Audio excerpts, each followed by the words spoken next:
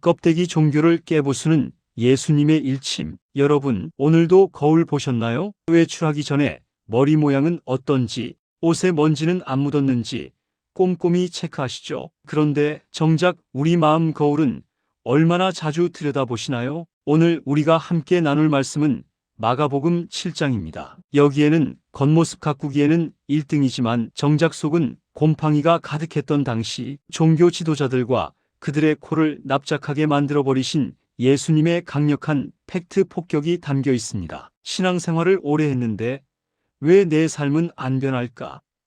고민하는 분들이라면 오늘 이 영상이 여러분의 영적 세포를 깨우는 비타민이 될 것입니다. 지금 바로 2000년 전 예루살렘에서 온 종교 사찰단과 예수님의 한판 승부 속으로 들어가 보시죠. 1. 손님들 손 씻기가 목숨보다 중요하다. 사건의 시작은 이렇습니다. 예루살렘에서 종교계의 엘리트라고 자부하는 바리새인들과 서기관 몇 명이 갈릴리로 내려왔습니다. 이들은 예수님이 정말 메시아인지 궁금해서 온 게 아니었습니다. 어떻게든 꼬투리를 잡아서 예수님을 무너뜨리려는 영적 암행어사 노릇을 하러 온 것이죠. 그런데 이들의 레이더망에 딱 걸린 장면이 있었습니다. 바로 예수님의 제자 몇 명이 손을 씻지 않고 떡을 먹는 모습이었습니다. 아니, 저 사람들 좀 봐. 어떻게 저런 부정한 손으로 음식을 먹을 수 있지? 요즘 시대에 보면 아이고, 위생관념이 없네.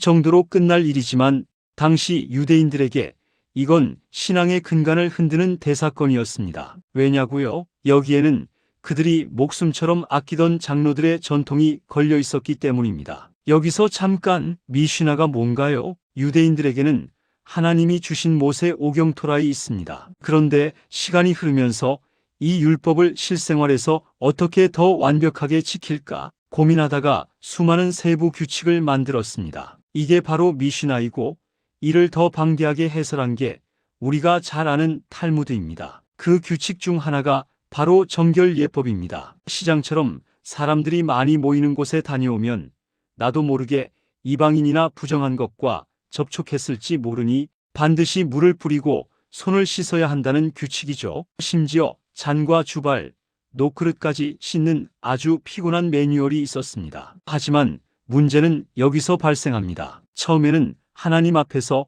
거룩하게 살자는 좋은 의도로 시작했는데 시간이 지나면서 마음은 온데간데 없고 손 씻기라는 행위만 남게 된 것입니다. 껍데기만 화려한 종교가 되어버린 것이죠.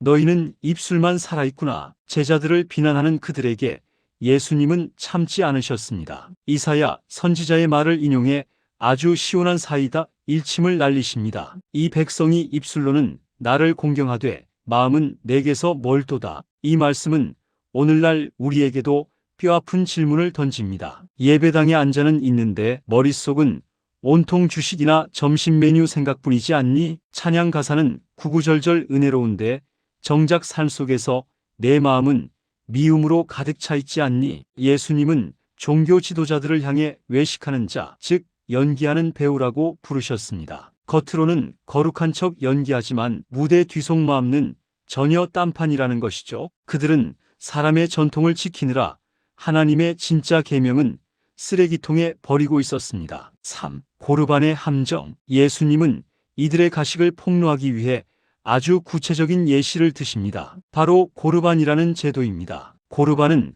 하나님께 드리는 예물이라는 뜻입니다. 어떤 물건이나 재산을 이건 고르반이다 라고 선포하면 그건 하나님께 바쳐진 것이라 다른 용도로 쓸 수 없게 됩니다. 여기까지는 참 경건해 보이죠. 하지만 당시 영악한 사람들은 이 제도를 부모님 용돈 안 드리는 핑계로 사용했습니다. 나이 드신 부모님이 생활비가 없어 힘들어하실 때 어머니, 제가 도와드리고 싶은데 이 돈은 고르반, 즉 하나님께 드리기로 약속한 거라 드릴 수가 없네요. 죄송합니다.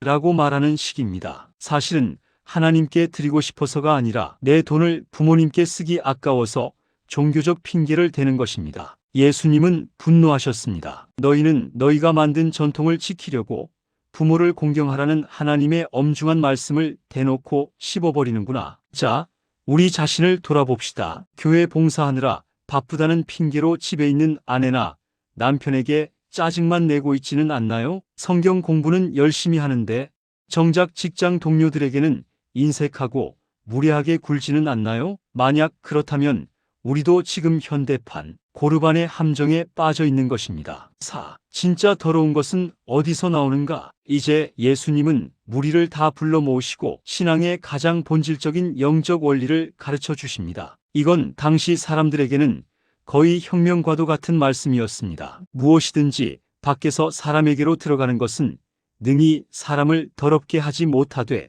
사람 안에서 나오는 것이 사람을 더럽게 하는 것이니라. 제자들도 이 말이 무슨 뜻인지 몰라 집에 돌아와 다시 물었습니다. 예수님은 아주 쉽고도 적나라하게 설명해 주십니다. 음식이 밖에서 입으로 들어가서 배를 거쳐 뒤로 나갑니다. 이건 그냥 생리적인 현상일 뿐 우리의 영혼이나 인격을 더럽힐 수 없습니다. 그래서 예수님은 모든 음식은 깨끗하다고 선언하신 겁니다. 당시 부정한 음식을 구분하던 유대인들에게는 충격이었죠. 마음 안에서 나오는 것의 진짜 문제는 우리 마음 공장에서 생산되는 것들입니다. 예수님은 우리 속에서 나오는 악한 것들 13가지를 나열하셨습니다. 악한 생각, 음란, 도둑질, 살인, 간음, 탐욕, 악독, 속임, 음탕, 질투, 비방, 교만, 우매함. 여러분, 이 목록을 보십시오. 손 안 씻고 떡 먹는 것과 비교도 안 될 만큼 무서운 것들입니다. 우리가 아무리 명품 옷을 입고 명문대 학위를 따고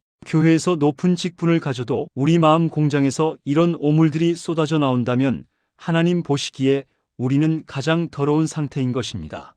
그렇다면 이 마음 오물을 어떻게 해결할까요? 우리는 흔히 겉모습을 고치면 속도 변할 거라 착각합니다. 하지만 성격 급한 사람이 돌을 닦는다고 해서 그 속의 분노가 완전히 사라지던가요? 잠시 참는 것뿐이죠. 사람의 노력으로는 이 마음 공장의 근본적인 오염을 해결할 수 없습니다. 그래서 우리에게는 복음이 필요합니다. 손의 먼지는 비누로 씻지만 마음의 죄는 오직 나를 위해 십자가에서 흘리신 예수님의 보혈로만 씻을 수 있습니다. 주님, 저는 제 속에서 나오는 이 더러운 것들을 감당할 수 없는 죄인입니다. 라고 고백하는 것이 신앙의 시작입니다. 우리 마음 공장의 주인을 바꿔야 합니다. 나 자신이 주인일 때는 오물만 나오지만 성령님이 주인이 되시면 사랑, 희락, 화평 같은 성령의 열매가 생산되기 시작합니다. 결론적으로 껍데기를 벗고 본질로 돌아가야 합니다. 사랑하는 성도 여러분, 오늘 말씀을 정리해 보겠습니다. 종교는 겉을 닦으라고 말하지만 신앙은 속을 새롭게 하라고 말합니다. 종교는 전통을 지키라고 강요하지만 신앙은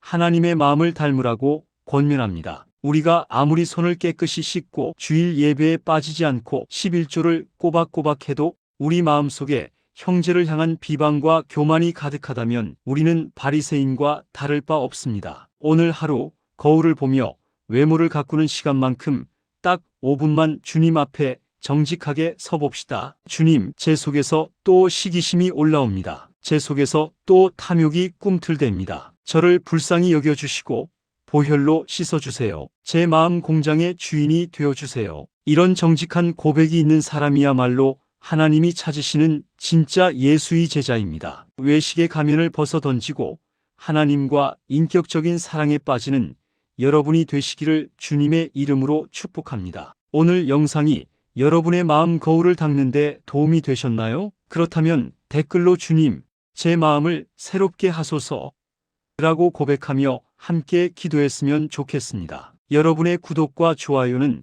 더 많은 사람에게 생명의 말씀을 전하는 큰 힘이 됩니다. 다음 영상에서 더 은혜롭고 재미있는 말씀으로 찾아뵙겠습니다. 샬롬.